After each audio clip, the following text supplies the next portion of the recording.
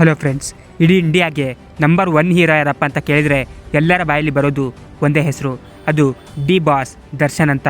ಇವರಿಗಿರುವಷ್ಟು craze ಇಡೀ ಇಂಡಿಯಾದಲ್ಲೇ ಯಾವ ನಟನಿಗೂ ಕೂಡ ಇಲ್ವೇ ಇಲ್ಲ.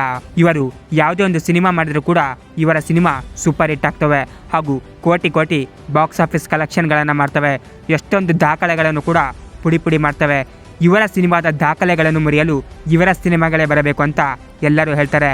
ಆ ರೇಂಜಿನ ಹವಾನ ಡಿ ಬಾಸ್ ಅವರು ಸಿನಿಮಾ ಇಂಡಸ್ಟ್ರಿಯಲ್ಲಿ ಮೇಂಟೈನ್ ಮಾಡಿದ್ದಾರೆ. ಇವರನ್ನು ಮೀರಿಸುವ ಇನ್ನೊಬ್ಬ ನಟ ಯಾರು ಹುಟ್ಟಿಯೇ ಇಲ್ಲ ಅಂತಲೇ ಹೇಳ್ಬೋದು. ಆ ರೇಂಜ್ಗೆ ಡಿ ಬಾಸ್ ಅವರ ಕ್ರೇಜ್ ಹಬ್ಬಿದೆ.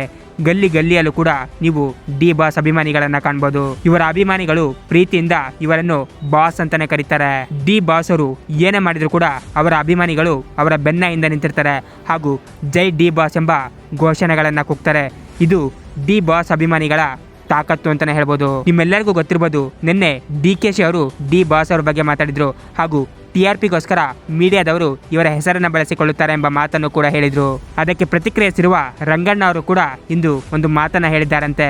ಹೌದು, ದರ್ಶನ್ ಮೀಡಿಯಾದವರಿಗೂ ಕೂಡ ಬಾಸ್ ಇದ್ದಂತೆ, ಅವರಿಂದಲೇ ನನಗೆ TRP ಬರೋದು ಎಂಬ ಮಾತನ್ನು ರಂಗಣ್ಣ ಅವರು ಹೇಳಿದ್ರಂತೆ.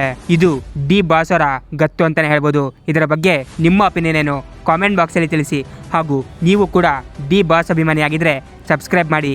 Thank you.